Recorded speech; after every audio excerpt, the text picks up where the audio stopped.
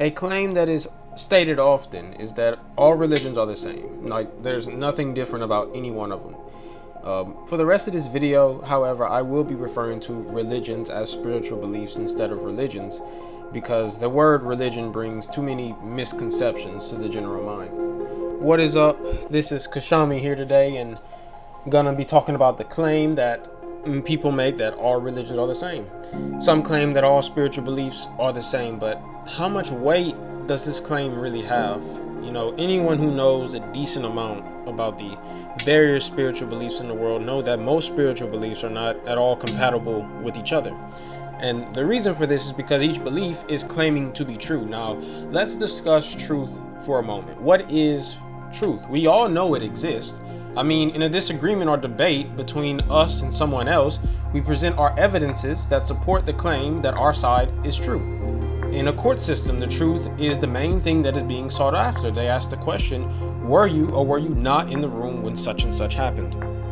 Truth is intuitively known to exist by everyone. To deny that truth exists is to prove its very existence, for the claim that truth doesn't exist is in itself a truth claim. It's like saying, I don't know how to speak English whilst speaking English. By denying it, I'm asserting it. You can't deny truth without asserting its existence. Another thing about truth is that it is naturally exclusive and doesn't allow for contradictions. Exclusivity is a reality in truth, and I'll just say this right now. I'm laying this foundation so that way everything I say after all this will be more coherent to you.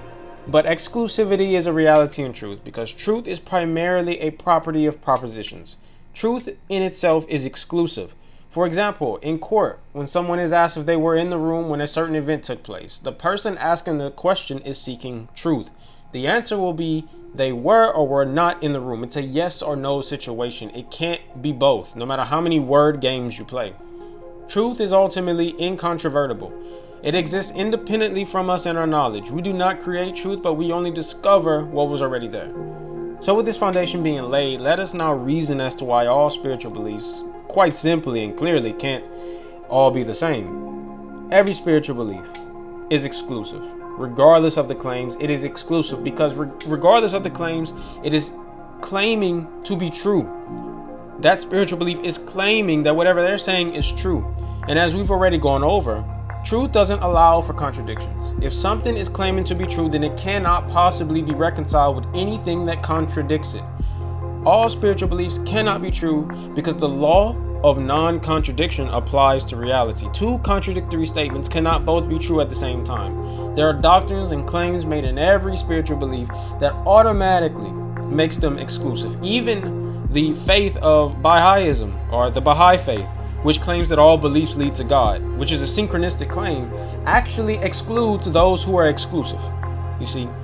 So most say all spiritual beliefs are fundamentally the same and superficially different, but the opposite is true. All spiritual beliefs are fundamentally different and at best have similar ethical imperatives. But I will say, as the moment is here, the ethical imperatives of other spiritual beliefs are a means to one's salvation, as in you have to do good works in order to attain to heaven or whatever. But in the Christian faith, it is the fruit of one's salvation, in which means we do good works not to make it to heaven. We do good works because we have already been accepted into it by our faith in Jesus.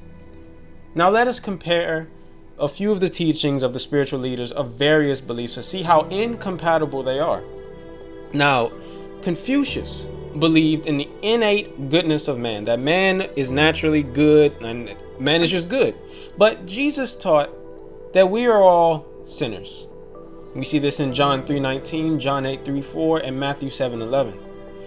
Buddha taught that people should enter into nirvana, a state of not wanting anything, not desiring anything.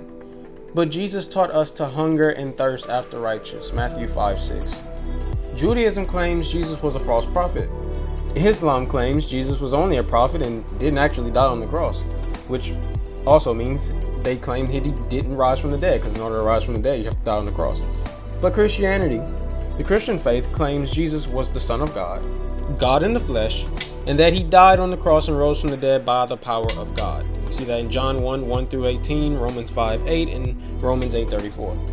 Hinduism believes that every birth is a rebirth and it won't cease till you've paid your karmic debt. But Christianity teaches it is appointed for a person to only die once, after of which is the judgment. Hebrews 9:27. Islam teaches that our good deeds need to be outweighed against our bad deeds in order to be accepted by God into heaven. So they don't know if they're going to make it to heaven. They don't know. They'll say it's the will of Allah. They don't know. They don't know if they're going to make it. They don't know if they'll be accepted. There's this one story of this man who would go to the most farthest mosque of where he lived and count his steps and pay attention to how he's walking, just so to keep in mind of his good deeds, to try to comfort himself that he is doing enough.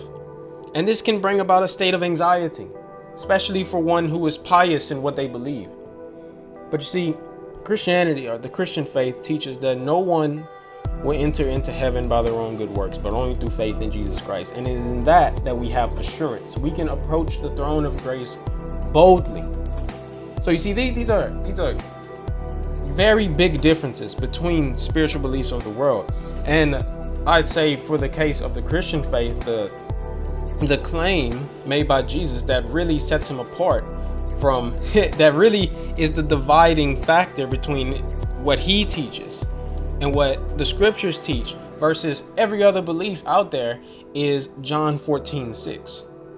It is in this verse where Jesus says, "I am the way and the truth and the life. No one comes to the Father except through me." Pay attention to what he said. I am the way and the truth and the life. He said he is the truth. This is an absolute claim. Jesus wasn't merely stating that he says true things, although that is true, but he was claiming that he is ultimate truth, that every chain of questioning stops with him. So what is the solution to this issue? Because all the spiritual beliefs obviously cannot be the same, as we just went over. They can't be the same. The law of non-contradiction applies to reality, so we can't say they are the same because they contradict. How can one find the truth? What is the solution to this problem? And this is where I say, in order to find the truth, you must first seek it. In order to seek the truth, you must first want it. In order to believe it, you must first submit to it. And there lies the problem with many. They don't want the truth. Anyone who wants to just merely do what they want will refuse to believe that what they do is wrong, and they will believe anything as long as it justifies or does not condemn what they already do, which they know to be already wrong. This is why it is said by them that truth doesn't exist, for it is merely an excuse to continue to do what they want, which they inherently know is bad. You may ask me, what is truth? You may ask this question, what is truth? But first I ask you to ask yourself this question: do I even want the truth? So I hope that this video explained the error of this claim and the fallacy behind it. I know it's a bit more philosophical, if you could say that. Like the video if you enjoyed it though, and if there's any questions or disagreements, let me know in the comments below. Thanks for watching.